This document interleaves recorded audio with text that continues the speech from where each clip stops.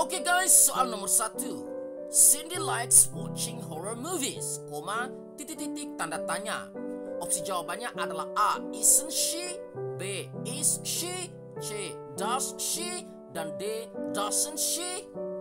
Jadi guys, kalau kita lihat pola redaksi soal seperti ini masuk dalam grammar question tag, yaitu jenis pertanyaan yang ingin memastikan kebenaran dari dugaan kita.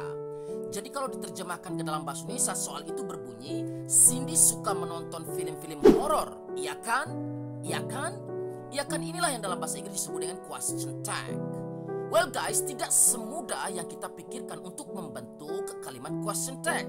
Ada rumusnya. Yang pertama adalah question tag terdiri dari 3 unsur pokok. Yang pertama kalimat inti, yang kedua tanda koma, dan yang ketiga adalah question tag itu sendiri di bagian akhir. Di situ kalimat intinya sudah dapat, yaitu Cindy likes watching horror movies. Ada tanda koma, kita diminta question tag-nya yang benar. Yang kedua adalah rumus umum question tag.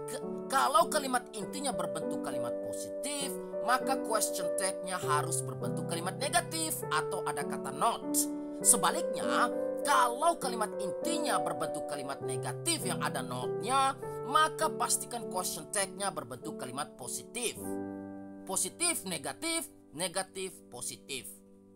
Nah, sekarang mari kita lihat redaksi soal. Redaksi soal berbentuk kalimat positif karena tidak ada kata not. Maka pastikan jawaban kita untuk question tag-nya adalah berbentuk kalimat negatif.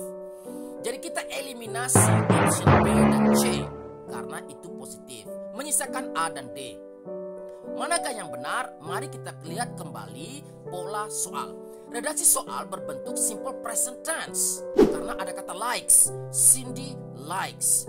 Maka kita menjawabnya dengan bentuk negatif pada question tag dengan kata bantu does not atau doesn't. Jadi opsi jawaban yang benar untuk soal ini adalah option D, doesn't she. Sehingga redaksi kalimat soal itu lengkap berbunyi, Cindy likes watching horror movies. Doesn't she? Doesn't she? Good job. Next kita menuju ke soal berikutnya. Soal nomor 2. It is blah blah blah about the price, but also about the services. Opsi pilihan jawabannya adalah A. Only, B. Neither, C. Either, dan D. Not only. Ini sangat mudah sekali guys ya, karena modal kita adalah cuman di hafalan. Yaitu apa? Ini soal tentang paired conjunction, kata sambung yang berpasangan. Yang harus kita hafal adalah sebagai berikut. Pasangan paired conjunction pertama, both dengan and, neither dengan nor, either dengan or, not only dengan but also. Artinya adalah apabila di soal ada both, cari jawaban and. Begitupun sebaliknya, apabila di soal ada neither, cari jawaban nor. Begitupun sebaliknya, apabila di soal ada either, cari jawaban or. Begitupun sebaliknya, dan apabila di soal ada not only, carilah but also, dan begitupun sebaliknya. Dan di sini kita deteksi di soal ada kata but also di situ, sehingga tinggal kita cari pasangan jodohnya yaitu not only, opsi jawaban D. Sehingga lengkap soal itu berbunyi, it is not only about the price but also about the services.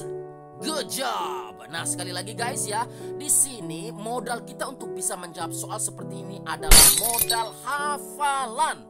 Hafalan pasangan paired conjunction masing-masing.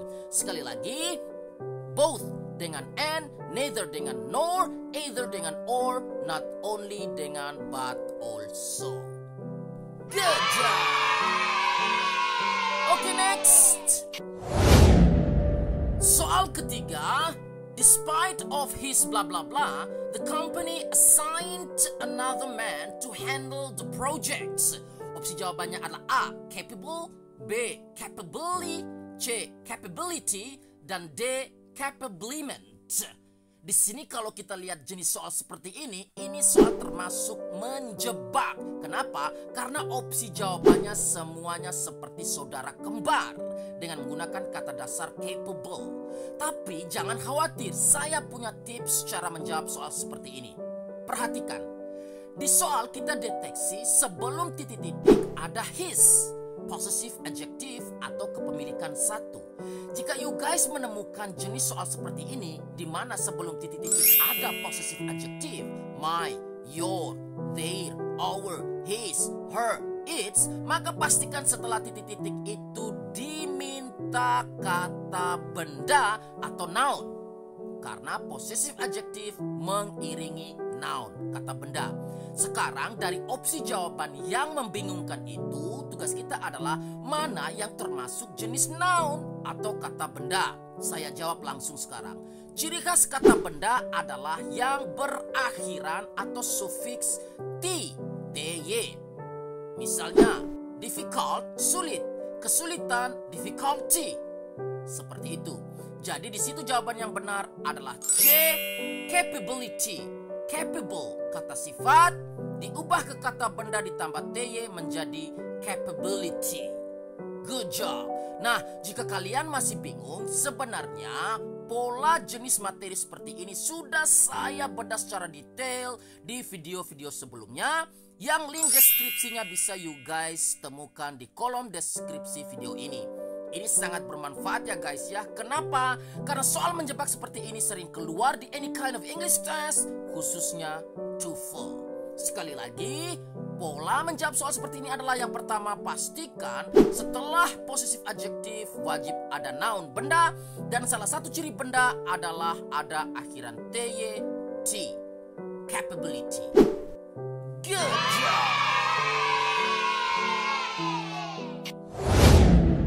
Next, soal nomor 4. Mr. Brown was born bla bla bla March 12th, 1960. Pilihan jawabannya adalah A, at, B, in, C, on, dan D, off. Ini sangat menarik karena kita berbicara tentang preposisi in, on, dan at yang berhubungan dengan tanggal, bulan, dan tahun.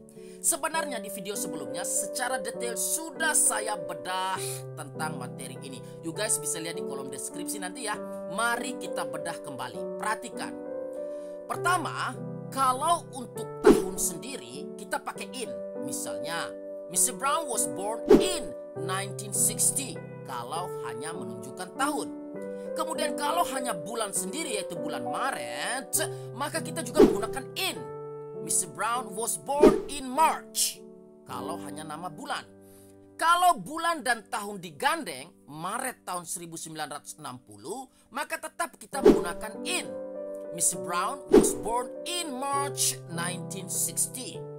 Tetapi, sekali lagi tetapi, kalau ada tanggalnya ikut nyemplung di dalam, misalnya tanggal 12 seperti di redaksi soal, maka in-nya March, in-nya tahun 1960, 1960 gugur dengan sendirinya, digantikan dengan on. Jadi, opsi jawaban yang benar adalah C, on, sehingga redaksi soal itu lengkap berbunyi, Mr. Brown was born on March 12th, 1960. Jadi sekali lagi ya guys ya, kalau untuk preposisi ya yang diterapkan pada bulan, tanggal, dan tahun, untuk bulan kita pakai in January, in February, in March. Kalau tahun kita menggunakan in 1960, in 1961, dan seterusnya. Kalau tanggal atau hari kita menggunakan on. Misalnya hari Senin, on Monday, on Tuesday, on Wednesday, dan sebagainya. Hari sama dengan tanggal. Tetapi kalau kita menempatkan ketiga-tiganya sekaligus tanggal, bulan, dan tahun, maka in bulan, in tahun gugur dengan sendirinya, digantikan dengan on punyanya tanggal. Jadi sekali lagi, opsi jawaban yang benar untuk soal ini adalah opsi C, on, sehingga kalimatnya lengkap berbunyi, Mr. Brown was born on March 12th, 1960. Good job! Mantap!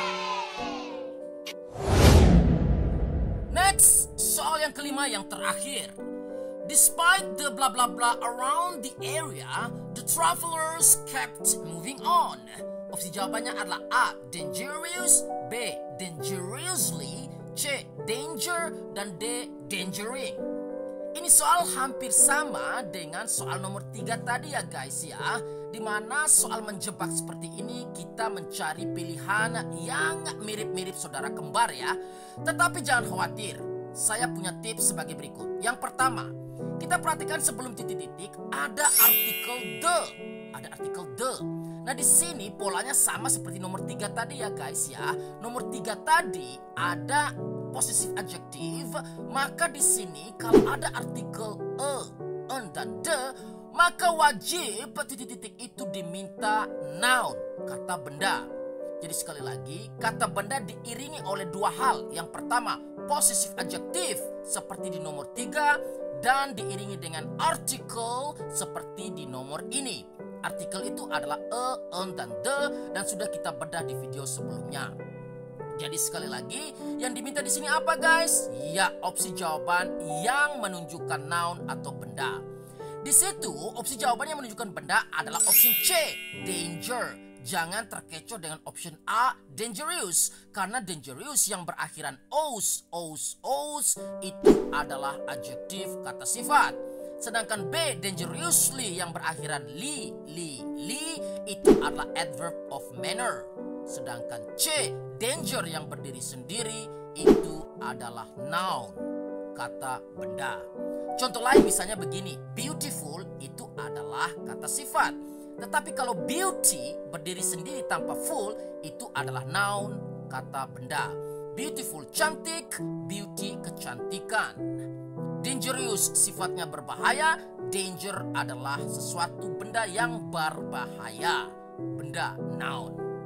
Oke, jadi demikianlah ya guys ya. Hal yang harus kita waspadai seperti ini adalah kemampuan kita menghafal perubahan dari adjektif atau verb ke noun benda, yang sebenarnya semua sudah saya jelaskan di video-video sebelumnya yang you guys bisa akses di kolom deskripsi video ini. Oke guys, demikianlah video kita kali ini, semoga bermanfaat. I'm Uncle Tono. Have a good day.